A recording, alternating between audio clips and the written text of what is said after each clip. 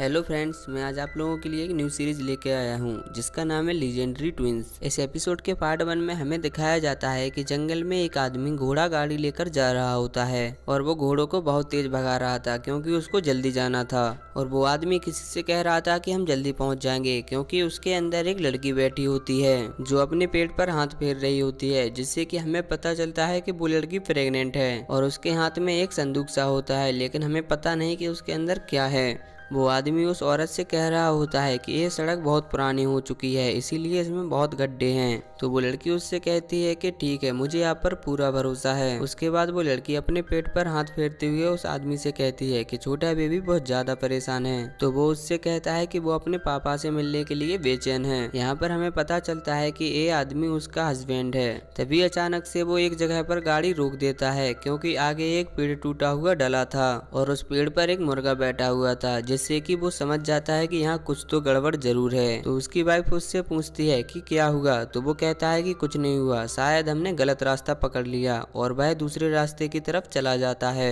और तभी अचानक से गाड़ी के नीचे एक बड़ा सा पत्थर आ जाता है, जिसकी वजह से वो लड़की गिर जाती है और जो संदूक उसके हाथ में होता है उसमें से एक व्हाइट मोती सा निकलता है। तो वो आदमी उससे कहता है कि क्या तुम ठीक हो। तभी अचानक से उसके सामने एक बड़ा सा सुअर आ जाता है, जिसकी वजह से वो गाड़ी एकदम से रोक देता है। तो उसकी वाइफ उससे कहती है कि क्या हुआ, क्या हम दोबारा से गलत रास्ते पर आ गए हैं। तभी वो आदमी अपनी वाइफ का हाथ पकड़ता है और उससे कहता है कि तुम टेंशन मत लो, मैं तुम्हारे साथ हूँ। तभी उस आदमी को किसी के आने का एहसास होता है, तो वो चिल्ला के कहता है कि कौन है। तभी उसके सामने कुछ लुटेरे आ जाते हैं। तो उसकी वाइफ कहती है कि क्या होगा, तो वो उससे कहता है कि तुम अंदर ही रहना, बाहर मत आना। तभी हमें इस लड़के का नाम पता चलता है। इसका नाम होता है जियांग कोंगसी और इसकी पत्नी का नाम होता है नियांगसी। और तभी घोड़ों के पैरों के नीचे एकदम से दलदल सा होने लगता है, जिससे घोड़े उचक जाते हैं और उसमें बैठी हुई उसकी लेडीज वो गिर जाती है। तभी एक बड़ा सा ग्रीन स्नेक आकर उस घोड़ा गाड़ी को पूरी तरह से नष्ट कर देता है। उसके बाद हमें इन तीनों के नाम बताए जाते हैं। जो मुर्गा वाला होता है उसका नाम होता है माउंटेन चेंके और दूसरे मोटे काले आदमी का नाम होता है मियांजुन और तीसरे जो ग्रीन स्नेक होता है उसका नाम होता है सेंजुन।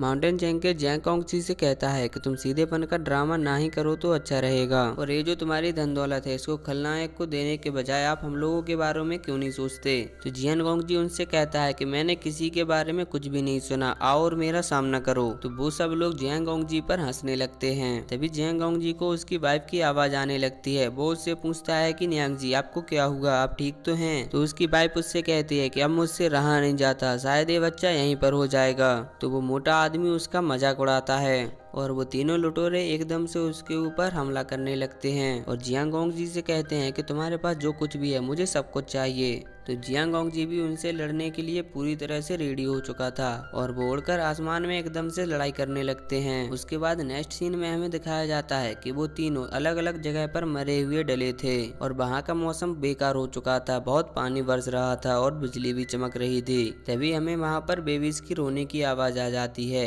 इससे पता चलता है कि उसका बेबी वहीं पर जन्म ले चुका था, लेकिन जियांग कोंगजी भी काफी ज्यादा घायल हो चुका था और वो अपनी वाइफ का नाम चिल्लाते हुए वहीं पर अपना दम तोड़ देता है। और हम देखते हैं कि वहाँ पर दो ट्विंस ब्रदर का जन्म हुआ था। तभी वहाँ पर एक आदमी आ जाता है और वो आदमी उन दो बच्चों में से एक बच्चे को उठाकर अपने साथ में ले जाता है। वो आदमी कह रहा होता है कि हमें बूढ़गर वर्ष का इंतजार करना होगा। नेक्स्ट सीन में हमें 6 महीने बाद एक जगह का सीन दिखाया जाता है, जिस जगह का नाम होता है लेम्बायरन। और वहाँ पर हम देखते हैं कि एक अंकल रास्ते से चले आ रहे थे और एक छोटा सा लड़का मुर्दों के साथ में छुपा हुआ था। यहाँ पर हमें पता चलता है जो अंकल चले आ रहे थे उनका नाम होता है डूसा। तभी वो नीचे की तरफ देखते हैं तो उन्हें बीच रास्ते में एक रस्सी बंधी दिखाई देती है, जिससे वो समझ जाते हैं कि यहाँ कुछ ना कुछ गड़बड़ जरूर है। और जैसे ही वो उस रस्सी पर लात रखते हैं तो बहुत सारे तीर उनकी तरफ आते हैं, लेकिन वो उन सबसे बच जाते हैं। तभी वो लड़का भी नीचे आकर गिरता है, लेकिन वो उन लाशों के नीचे छुपा हुआ था। लेकिन तभी वो लड़का अंकल डूसा के पैर पर मौका देकर अपनी स्पॉट से हमला करता है, लेकिन अंकल डूसा उससे बच जाते हैं और वो उसमें एक किक हिट करते हैं, जिसकी वजह से वो नीचे पानी में जाकर गिरता है। और जब वो पानी में से बाहर निकलता है तो अंकल डूसा उसके सामने ही खड़े होते हैं। वो अंकल डूसा से कहता है कि अंकल मुझे आपने ही सिखाया था कि दुश्मन को मारने के लिए हमें खुद मरने का दिखावा करना पड़ता है। तो अंकल उसको एक टांग पकड़कर उठा लेते हैं और उससे कहते हैं कि दुश्मन की रोशनी अगली बार मौका नहीं देती। इसका मतलब है कि दुश्मन एक ही बार मौका देता है, उसके बाद कोई भी आदमी मौका नहीं देता। उसके बाद वो अंकल उसको पकड़ कर ले जाते हैं और उसको एक कमरे के पास में फेंक देते हैं। और जब वो लड़का उस कमरे को खोलता है तो उसे उसमें से एक बहुत खतरनाक सुअर दिखाई देता है। तभी अंकल अपनी इस बोर्ड उसके पास में फेंक देते हैं और उससे कहते हैं कि इसका मांस काट कर मुझे लाओ। तो वो लड़का अंकल से कहता है कि आप इसका मांस खाना चाहते हो, चाहे तो आप कछुआ या मछली का मांस खा लो, मैं इसको नहीं काट सकता। और वो वहाँ से मछली पकड़ने के लिए भागने लगता है, लेकिन अंकल लूसा उसको पकड़ लेते हैं। तो वो लड़का अंकल से कहता है कि अंकल मैं सुअर को बुलाना सीख सकता हूँ, उसको काटना तो बिल्कुल भी नहीं। लेकिन अंकल लूसा उसकी एक भी बात को नहीं सुनते और वो उसको उसी कमरे के अंदर फेंक देते हैं जिसके अंदर सुअर होता है। और फिर वो उस कमरे का बाहर से ताला लगा देते हैं। लेकिन वो लड़का अंदर बहुत ज्यादा चिल्लाता रहता है। वो कहता है कि प्लीज दरवाजा खोलो, मैं इससे नहीं जीत पाऊंगा, प्लीज अंकल मुझे बचा लो। लेकिन अंकल उसकी एक भी बात को नहीं सुनते। वो लड़का चिल्लाते हुए अंकल से कहता है कि मैंने 2 दिन से ना कुछ खाया है ना मैं ठीक से सोया हूँ, प्लीज मुझे बचा लो, मेरी मदद करो। उसके बाद वो बहुत जोर से चीखता है। इसके बाद सीन शिफ्ट होता है और हमें बहुत ही सुंदर जगह दिखाई देती है जहाँ का नाम होता है इस्ताना इहुआ, जहाँ पर हमें दिखाया जाता है कि एक कमरे के अंदर छोटी प्रिंसेस कल्टीवेशन कर रही होती है और उस कमरे के बाहर एक लड़की छोटे से खरगोश को पकड़ रही होती है। लेकिन छोटी प्रिंसेस उसको देख लेती है और वो अपनी शक्ति से उस छोटी सी लड़की को रोक लेती है। फिर वो लड़की उस छोटे से खरगोश को पकड़ लेती है और प्रिंसेस से कहती है कि मुझे क्षमा करें, मैं इससे दूर ले जाऊंगी। लेकिन वो लड़की वहाँ से जाने लगती है। तो छोटी प्रिंसेस उससे कहती है कि तुम रुको, मुझे पहले ये बताओ कि ये क्या चीज है। तो वो लड़की प्रिंसेस से कहती है कि प्लीज मुझे क्षमा करें, ये मेरा छोटा सा दोस्त है और मैं इसे खोना नहीं चाहती। तो छोटी प्रिंसेस उस लड़की से कहती है कि क्या आप मुझे दिखा सकते हैं कि ये क्या चीज है। तो वो छोटी सी लड़की प्रिंसेस से कहती है कि मुझे ये अनुमति नहीं है कि मैं आपको ये जानवर दे सकूं, क्योंकि यहाँ के किसी भी अधिकारी के पास जानवर को रखने की अनुमति नहीं है और मुझे पता है कि मुझसे ये गलती हो गई कि ये यहाँ तक भागकर आ गया। तो छोटी प्रिंसेस उससे रिक्वेस्ट करके कहती है कि प्लीज मुझे थोड़ी देर के लिए ये दे दो और तुम चिंता मत करो, इसे कोई भी नहीं देखेगा।